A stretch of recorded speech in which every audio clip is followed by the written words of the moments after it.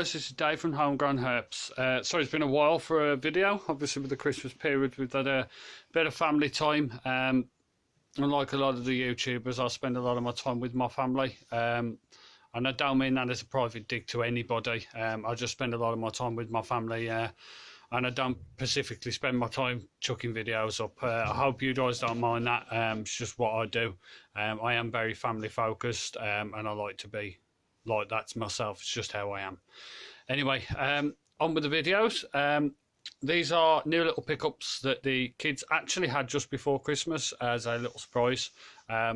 So we'll crack on with it. These guys are the first of the pickups. These little guys are something that the kids have been wanting for a long while. And they are spotted salamanders. You see one's out there, and there are the other two. Now, the reason there's three is just for the point that we went originally for two, one for each of the kids. And when we went to our good friends Karen's from Fur and Fangs, she actually had three left in the enclosure, so we just took the three, which meant that my partner Sarah ended up with one as well. As you can see, these guys are absolutely gorgeous. They're not massively a handling species, but I wouldn't say they're stressed out or anything. They're quite happy as they are. As you can see, the one that my girl's holding, it's just got a little ball left on the... Sorry guys, don't know what happened there. As you can see, this little one's still got a ball on the end of its tail. It's just going through a shed cycle at the moment. These do shed and molt, same as a large amount of reptiles and amphibians and that do. You can't really help these guys, to be honest, because it stresses them out to hell. So you just sort of leave them to it. They ain't really a massive handling species, as I said in the first place, so really they are best just left alone. But as you can see, they are gorgeous little things. Eat brilliantly. As you see, the crickets there, just round about the size of the mouth hole, nothing larger, and they do absolutely fine on that. These guys are captive breds. They're third generation captive breds, I was told. They do tend to, a lot of them from the pet shops do tend to be wild caughts, just for the fact that they are hard to breed. But apparently there are a few people over in the UK that are breeding them at the moment. I don't know if I'll ever do it. I have looked into it and it is quite complicated, so possibly a no for me, but you never say never. These guys originally came from like the eastern United States, Canada, that sort of way. As I say, they consist mainly of like crickets, little insects. Some people feed them like black worms and stuff like that, earthworms, things like that as an adult. They're mainly nocturnal, these guys, so they don't really do a lot through the day, which is why we've started to get them out now while it's pitch black outside. Just they're just a lot more active, a little more happier to actually be handled while it's dark. These are little babies. We were told in the shop only a couple of months old, so now they'd possibly be about 4 or 5 months old. As you can see, they are quite active. These guys can live, as we were told, anything from 15 to 20 years in captivity and can reach adult size of around 7 to 9 inches. So they are quite a big salamander. But as I say, this is their setup as babies. Once they get a lot older, obviously they will go into a lot larger setup. But it's just a basic little setup, as you can see. Little water bowl, little coconut hide, and then a piece of cork. Substrate, we just use cocoa fibre brick, as I do in a lot of my setups, to be honest. I just find it holds the humidity really well. These guys don't require any heat. Or any extra heat, should I say, other than just room temperature. They are absolutely fine like that. They eat, feed, and keep absolutely brilliant, so there's no need to ever change that. Humidity, I do just keep it around about the 80. Just spray it down pretty much every couple of days with a water pump, and they seem happy as Larry like that. Obviously fresh water, not a deep bowl, just a decent size. As always with these guys, you do want to make sure that you give your hands a good wash afterwards. Just like reptiles and everything else, they also carry bacteria and stuff like that. I do think these actually keep different types of bacteria within them. So it's always best to give your hands a good scrub after these and in between each of them. I hope you like these guys. These guys have some brilliant little techniques as well, sort of similar to the geckos and stuff like that, where they can lose their tails, which is a fantastic little trick, I suppose.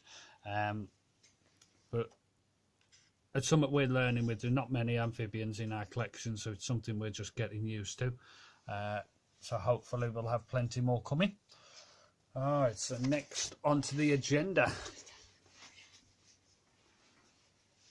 Alright, so just start showing you the enclosure while these kids are washing up for the next ones. These guys are the green tree frogs, should I say the American green tree frogs. You see their little enclosure's a little more elaborate, I think the word is.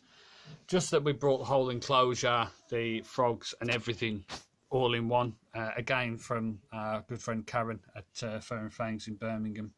As you can see, these are obviously arboreal animals, so they spend a lot of time in the trees, a lot of time climbing, so we made sure there was enough for them in there.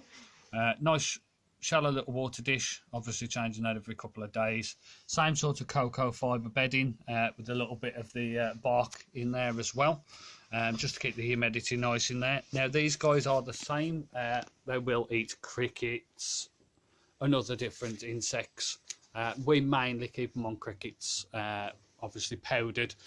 We only calcium powder every couple of days, the rest of the time they're fine. And they eat like pigs, these do, to be fair, really do eat like pigs.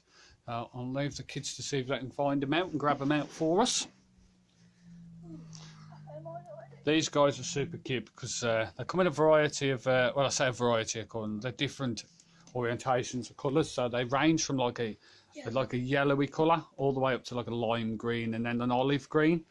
As you can see with the lads, his little guy here is a lime green.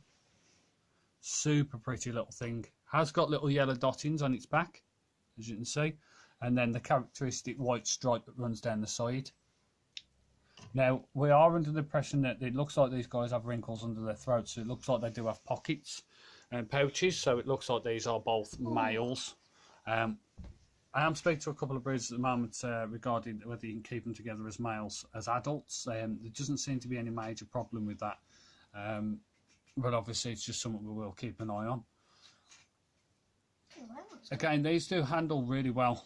They're not really a massively handleable species. But to be fair, these, I can't say these are frightened at all. These seem to be quite timid, quite well-behaved, placid animals. They seem to be quite acceptant of being handled. They don't dive off your hand every 5 seconds. They don't really run away. The same sort of same sort of lifespan on these is 15 to 20 years in captivity. These guys come from the southeastern US, as far as apparently all the way up to Texas, central Texas. They're just gorgeous guys, absolutely cute as can be. I mean, how can you not like that? And I mean, I've never been an amphibian person, I really haven't. It's my lad that was more into them than me. These guys as adults will grow to around 2.5 inches, so they're not massive animals.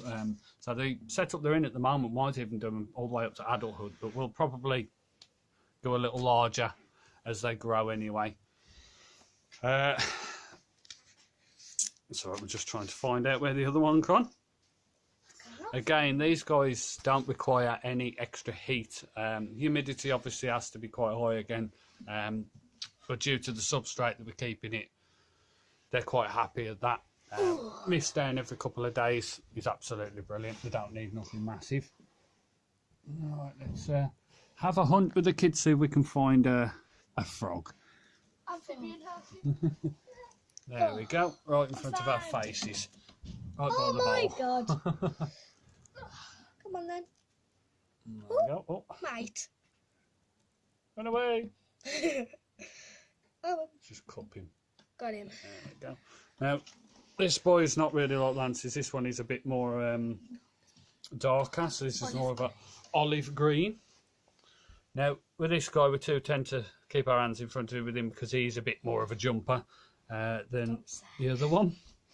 But again, as you can see, the variation in colours is absolutely gorgeous. Absolutely gorgeous. As I say, these aren't adults, but they're not far from it, to be fair. As I say, these, considering I say really these are not handleable species, I mean these are quite calm. They don't seem freaked out. They don't want to jive off your hand every 5 seconds. So they seem quite happy like that. As I say, feed wise, really simple. Couple of crickets every couple of days, and dust them.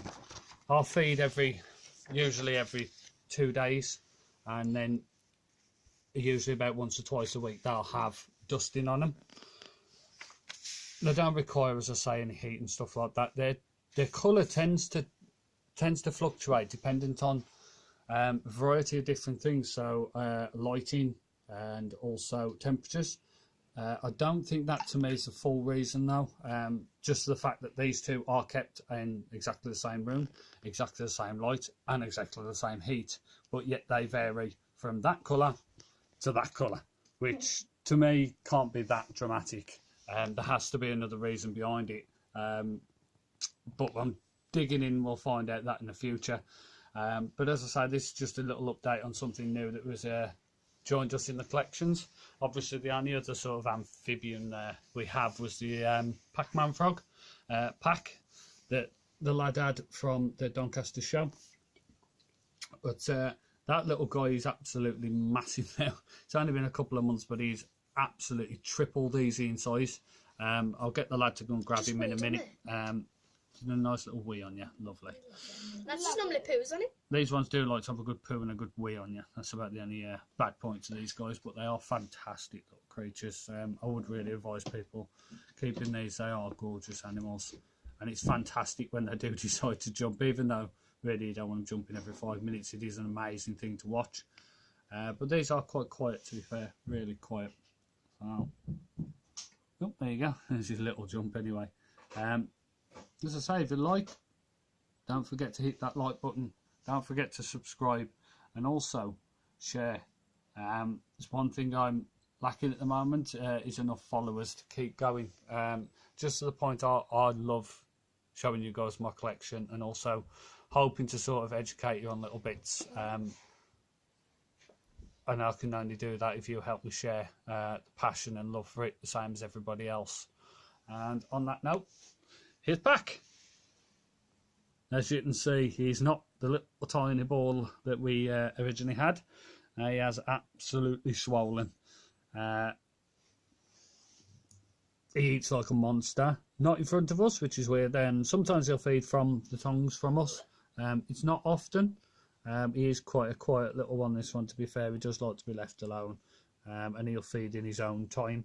We was worried about him at first because he didn't seem to want to feed. But we just put his food in now, leave him to it, and he eats happy as Larry. So, okay, everybody. The kids will tell you, there's one thing we always say. Let's teach, not preach. Thanks, guys. I hope you have a brilliant day. And as always, guys, take care and keep smiling.